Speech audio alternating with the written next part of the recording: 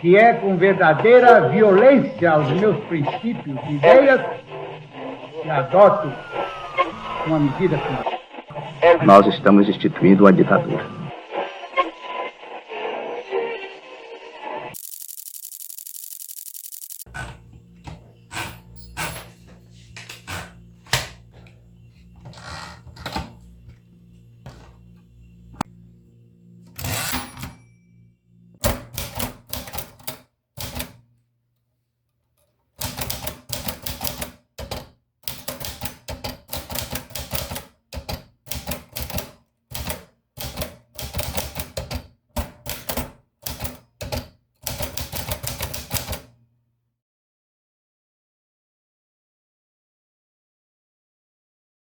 Em 1964, o ano que a ditadura se instaurou no Brasil. Ela reorganizou o país à força. Censura aos jornais, prisão arbitrária, tortura escondida, a informação era filtrada, a arte vigiada e a palavra, quando incomodava, virava crime. Uma época considerada por muitos a personificação de medo. O que uma ditadura faz é encerrar o desejo através do medo, né? Impondo um medo. E as pessoas vão se fechando. Mas em meio a todo esse medo, um grupo de artistas, estudantes e escritores começava a procurar uma brecha, um modo de dizer aquilo que não podia ser dito.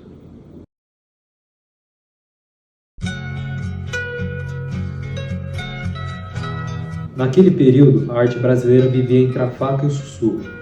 Músicas eram vetadas antes mesmo de chegar no rádio, peças de teatro eram interrompidas no palco, os livros só chegavam na livraria depois de passar por olhos que nem era do autor. Ainda assim, a produção artística não recuou.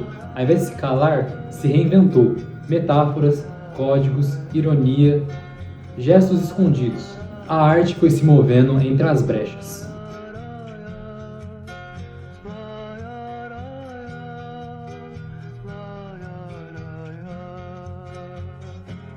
Durante a ditadura, houve diversos mortos. Um dos casos mais emblemáticos foi o de Vladimir, ou Vlado, Herzog, jornalista e fotógrafo judeu assassinado nas dependências do Doikod. Para encobrir o crime, o regime forjou uma foto que simulava um suicídio. Por ser um nome amplamente conhecido, decidimos entrevistar o diretor do documentário Antônio Vladimir, produção que aborda a vida, os ideais e os sonhos de Vlado, com estreia prevista para 2026. Por que vocês escolheram fazer sobre o Herzog?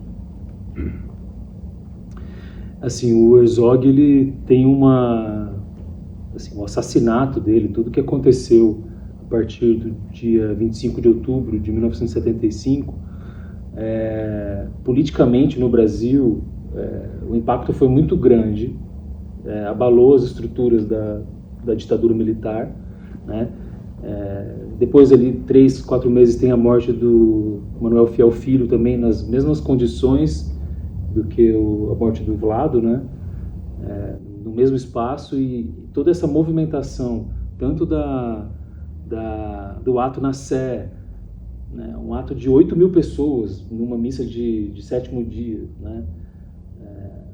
Com a repressão ainda. Então, a história do Vlado sempre me impactou, tremendamente, porque foi essa virada democrática, né? Uma abertura, uma possibilidade de abertura a partir da morte dele. Infelizmente, a gente teve esse corpo, né, que foi martirizado e que abriu essa possibilidade. Mas eu lembro também que a primeira vez que eu escuto o nome do Vladimir foi na escola, foi numa aula de história, no final da década de 90. Então, o meu encontro com o nome do Herzog em 2013, naquela placa que eu mostrei para vocês, é um encontro também com essa pessoa, esse jovem que foi impactado numa aula e que viu aquela monstruosidade, aquele terror, e anos depois agora a gente eu retomo esse assombramento, um projeto que fala sobre o desejo do Vlado em ser um diretor de cinema, né? Porque eu não sabia dessa história. Eu descobri essa história na pesquisa, porque para mim o Vlado sempre foi aquele jornalista que foi morto na ditadura. Só que por trás dessa imagem fabricada pela ditadura militar, essa imagem falsificada, por trás disso tinha o desejo de um homem de fazer filme, né? De produzir filme, de fazer os projetos que ele estava afim. Então o desejo, é por isso, porque é exatamente isso. O que uma ditadura faz é encerrar o desejo através do medo, né? Impondo o medo. E as pessoas vão se fechando, se fechando, se fechando. Então, falar sobre o Vlado hoje é falar sobre um Vlado vivo, que tem vontade, que tinha vontades, que ele não conseguiu colocar à prova, né? Então é um projeto muito especial para mim, porque eu estou tratando dessa matéria, né? Que é a matéria do desejo. Além das prisões e assassinatos, a censura também atingiu a música. Artistas como Gilberto Gil, Caetano Veloso e Raul Seixas tiveram canções e apresentações vetadas.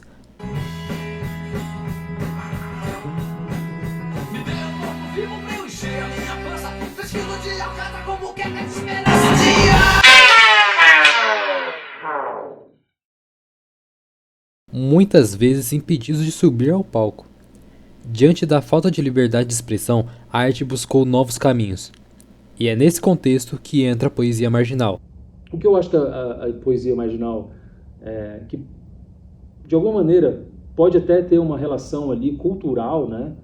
De uma indignação, a gente pode até falar sobre isso, sim, mas acho que a poesia marginal, ela nasce de uma conexão desses jovens com as novas tecnologias possíveis de publicação, de autopublicação, né? Então é um poeta ali que escreve, mas aí ele encontra um mimeógrafo e faz o livro dele a partir desse meio técnico, né?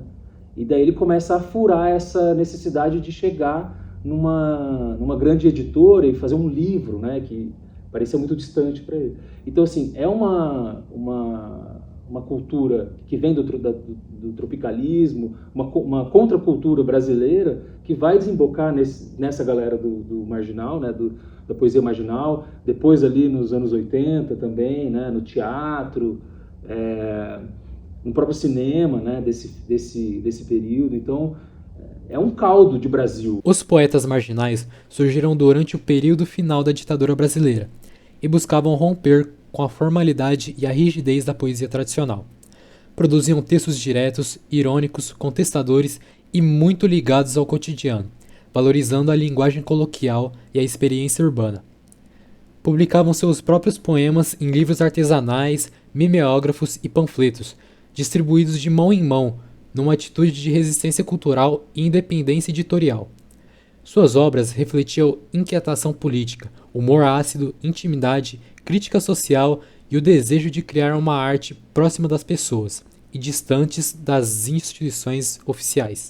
Simulamos uma entrevista com alguns dos principais nomes do movimento, dentre eles Cacaso, Paulo Leminski, Torquato Neto e Wally Salomão. Todos os poemas de Cacaso não estão abertos para o domínio público, então não vou conseguir citá-los inteiros aqui, mas peguei alguns trechos do livro Poemas Completos e vou analisá-los. Cuidado com quem te ensina. O verso alerta que a autoridade que ensina também exerce poder. Ensinar não é neutro, envolve valores, ideologia e controle simbólico. No sentido político, é no contexto da ditadura e da educação moralista da época. O ato de ensinar podia ser doutrina, imposição de comportamento e transmissão de obediência. Ou seja, ensinar pode virar instrumento de dominação, não de esclarecimento. Cacaso, ele não explica, ele adverte. O imperativo cuidado funciona como tapa verbal, seco e direto. É uma desconfiança radical da autoridade. Em outro trecho, Cacaso diz: ditadura é aula de silêncio. O verso reduz a ditadura à sua função essencial, que é calar. A aula de silêncio ironiza a pedagogia autoritária. Aprende-se a ficar quieto, a não questionar, a obedecer. É o retrato perfeito da repressão como método. O uso de aula é sarcasmo puro. Em vez de ensinar conhecimento, ensina medo e censura. A escola vira metáfora de opressão. O ataque é direto, sem ornamento, sem metáfora suave. É uma acusação frontal. A ditadura forma pessoas silenciosas, e isso é violência. Pai, afasta de mim esse cálice. Pai, afasta de mim esse cálice. Pai, afasta de mim esse cálice de vinho tinto de sangue. Cacaso, ou Antônio Carlos de Brito, nasceu em Uberaba, em Minas, no dia 13 de março de 1944. Aos 11 anos, se mudou para o Rio de Janeiro, onde estudou filosofia. Na década de 60 e 70, Cacaso ensinou literatura brasileira na PUC do Rio de Janeiro, conhecido pela sua forma de usar ironia e por sua brevidade nos poemas, na qual é explicada nessa entrevista. Como está sendo escrever a poesia agora, nesse momento que o Brasil está passando? Escrever poesia hoje em dia é igual andar na rua com um caco de vidro no bolso, né? Qualquer esbarrada assim, você já se corta. A gente vive meio tenso, meio torto assim, mas a palavra não espera, né? Então eu escrevo devagar, né? Do jeito que dá, meio no escuro assim. E o doicode, o clima nas ruas, isso te afeta? É claro que afeta. A gente escreve com o corpo, né? E o corpo sente o que está acontecendo. Tem amigo meu que sumiu, né? Tem gente que não volta mais. Então a poesia ela fica mais curta, né? Ela fica mais rápida. A gente não sabe se a gente vai continuar escrevendo ela, por isso que ela é mais curta. E você tem medo? Não, eu tenho, né? Tenho bastante medo. E quem fala que não tem é porque tá mentindo. Ou é porque já tá do outro lado, né? Tá do lado dos militares. Mas o medo, ele não vai me impedir de ser poeta, né? Ele só vai mudar o jeito de eu falar. Por exemplo, hoje quando que eu falo amor, às vezes não pode ser simplesmente o amor mesmo, ou pode ser qualquer outra coisa. A graça, né, de ter, né, outros significados é que eles não saibam. Cacaso, você escreveu "Não quero prosa", onde diz "Não quero prosa, eu quero é verso". O que essa frase significa agora, nesse contexto que o país passa?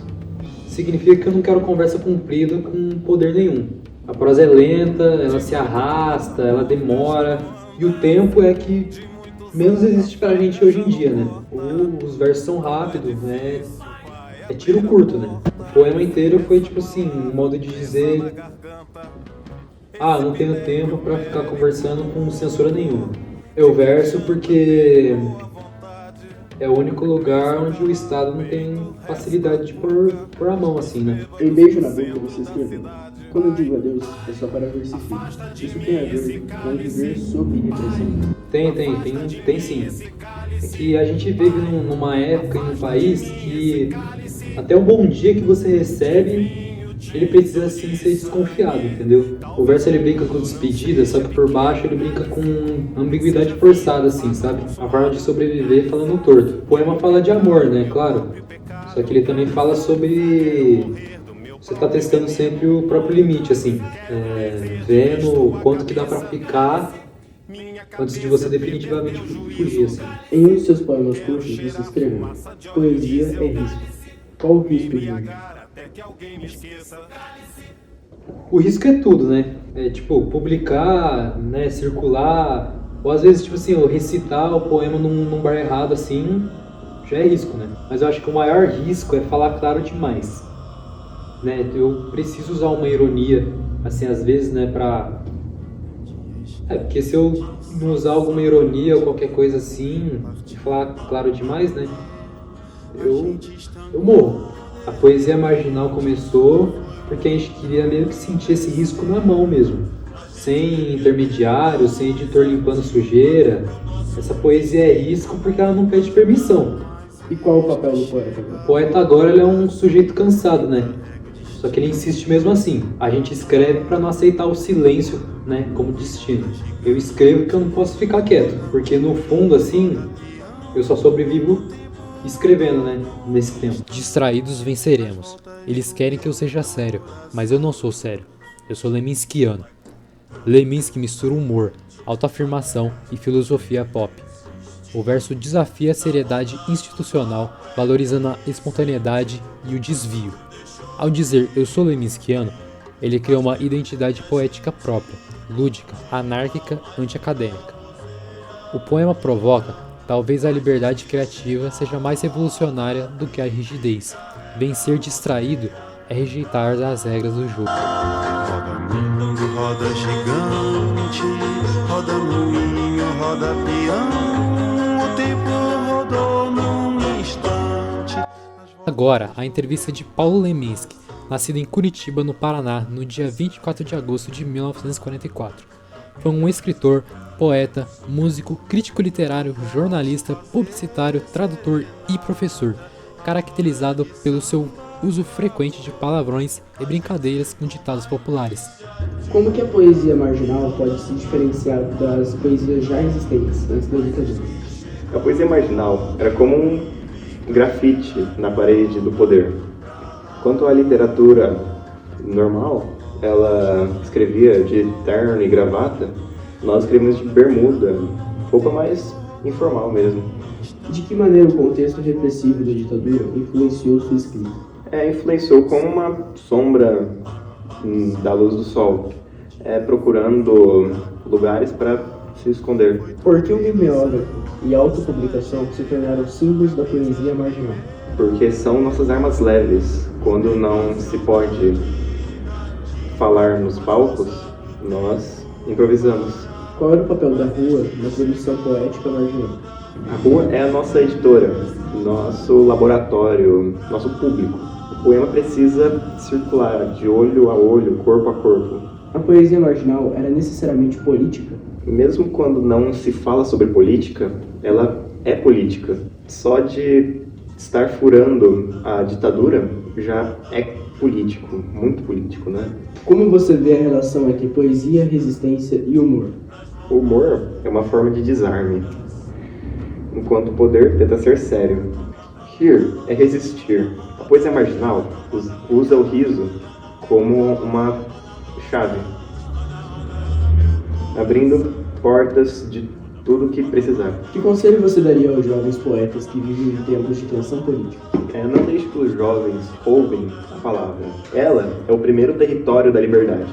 E lembrem, toda a poesia é uma forma de dizer eu estou aqui. Cogito. Eu sou como eu sou. Pronome pessoal intransferível do homem que iniciei. Um poema de identidade intensa e fragmentada. Torquato subverte a ideia racional de cogito ergo sum.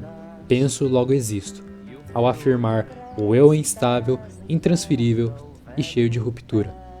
Ele fala de um homem que iniciei, sugerindo que o sujeito está em permanente construção, nunca fechado. A linguagem é direta, cortada, quase falada, reflexo da poesia marginal e do espírito inventivo tropicalista. Torquato faz do próprio corpo e voz um território de resistência. Mulher, o que te falta? Pode não ser esse calor o que faz mal. Torquato Neto, nascido em 9 de novembro de 1944, na cidade de Teresina, no Piauí. Em 1962, se mudou para o Rio de Janeiro para estudar jornalismo. É muito característico por dialogar com outras artes em seus poemas, com filmes, músicas, e também caracterizado pela sua rejeição ao formalismo literário. Qual que era o espírito do movimento que você viveu com os tropicalistas? Era um bando de doidos tentando fazer um barulho meio de caretice geral. A gente queria bagunçar, misturar o santo com o profano. O rádio com a rua, o Brasil com o mundo. E deu certo. Incomodamos. E o que a marginalidade significa para você?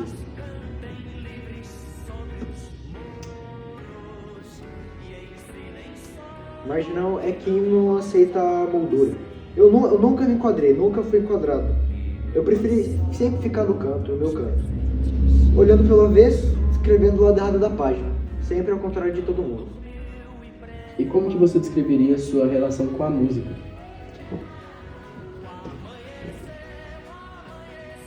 A música foi minha segunda boca. Não tem outra maneira de explicar ela. Quando eu já não dava conta de falar, a música falava por mim. Gil, Caetano, Edu... Eram irmãos para mim, irmãos de grito. E como você gostaria de ser lembrado? Como alguém que chutou a porta. Se uma fagulha do que eu fiz ainda iluminar alguém, meu trabalho já está feito, está pronto. Meu objetivo. Me segura que eu vou dar um troço. Me seguraram o quanto puderam, mas o que puderam não foi o bastante.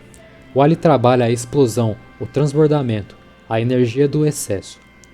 O poema expressa uma força interior que não pode ser contida. Há contenção social, me seguraram, mas há também ímpeto, rebeldia, expansão. Vou dar um troço. É um poema de libertação do corpo e do desejo, típico da estética de Wally, barroca, performática, quase musical. Ele transforma a tensão em espetáculo, mostrando que viver é escapar das amarras.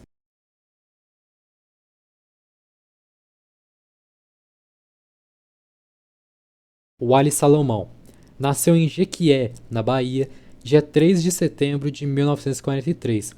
Formou-se em Direito na UFBA e cursou teatro na mesma universidade. O característico de seu poema é sua mistura cultural com o radical e sua linguagem exuberante. Você sente medo no dia a dia? Sinto medo. É algo que não tem como fugir. Tem pessoas que falam que não, mas sentem. E é algo que preenche o coração de todo mundo que está vivendo nesse momento. É o medo de alguém bater na sua porta e acabar com a sua vida. E a arte? Ela tem espaço nesse momento assim? Espaço até tem. É um espaço apertado, estreito, mas ele existe. Tem que ser por baixo. Tem que ser escondido. Mas é possível viver. É possível que a arte sobreviva nesse meio. O que você e os outros autores estão chamando de poesia marginal tá ganhando força, né? Como você enxerga isso agora? Ninguém aqui tá pensando em um movimento organizado, sabe? É algo que a gente encontrou, nem que seja em pouca gente, né? Se unir em 10 pessoas, mas é um método que a gente conseguiu. O que você espera que a sua poesia faça agora? Cara, minha ideia é que minha poesia possa acompanhar as pessoas. Não para que eu possa pagar de herói, sabe? Mas que as pessoas percebam que não estão sozinhas, que as outras pessoas estão aqui também como apoio. E é isso que eu tento passar. E o futuro? Você pensa nele? Penso, mas não penso muito longe, sabe? É um futuro um pouco mais próximo. Porque nos dias de hoje, o futuro que dá pra imaginar é meio nebuloso, é meio complicado. E eu tento seguir firme e forte hoje e manter minha vida como tá, do jeito que dá. Quando, após tantos anos de lutas e sacrifícios, promulgamos o Estatuto do Homem, da Liberdade e da Democracia, bradamos por imposição de sua honra. Temos ódio à ditadura, ódio e nojo. Apesar da poesia marginal ter surgido mais ao fim da ditadura, ela contribuiu para o fim dela, mostrando a revolta do povo por meio de poesia. Mas esse movimento foi apenas uma fração da grande luta contra a ditadura brasileira, um momento de muito sofrimento, perseguição, tortura e morte. Existiram vários outros movimentos antissistema no mesmo período, como o punk e suas vertentes, mas isso fica para outro dia.